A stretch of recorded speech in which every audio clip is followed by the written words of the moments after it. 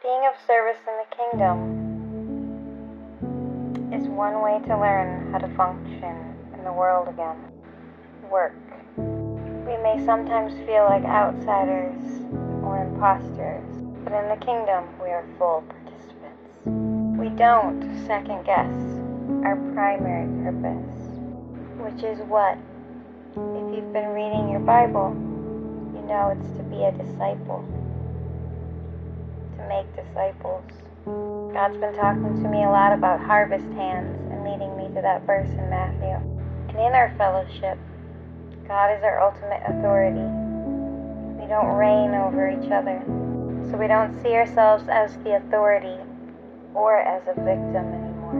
We learn to channel our energy in a constructive direction, and we can practice staying focused. God will stretch us beyond our current capabilities. We can do more than survive and succeed, and we don't have to be perfect.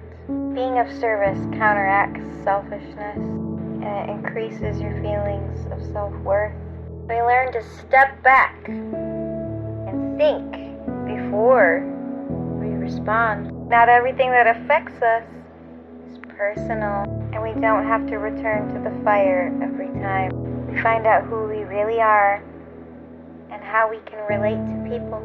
Things that make us defensive or self-righteous tend to be pretty much the same wherever we go. We see our own flaws in others and find humility. Everyone makes mistakes. Being able to admit when you're wrong shows integrity and responsibility for your actions. Being of service helps you to take on responsibility, and you learn to meet them as you go. You learn to sit still and listen, and to make our voice heard when we have something to say. We start to feel like we are taking our rightful place in this world without feeling shame or fear. We start to really walk in the fruits of the Spirit, and we practice God's precepts in everything we do. We learn to see situations that we used to dread as an opportunity.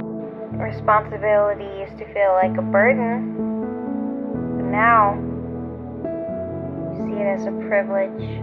Oftentimes, we're the last person to see the value that we hold.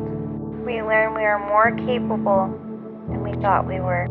We acknowledge our progress, and the humility helps us so we don't get too big, too full of ourselves. It helps keep us right-sized, to remember that we're not perfect and we have flaws, but we do hold value. And it may be difficult to find all of this in a work environment, but God teaches us through every facet of our lives.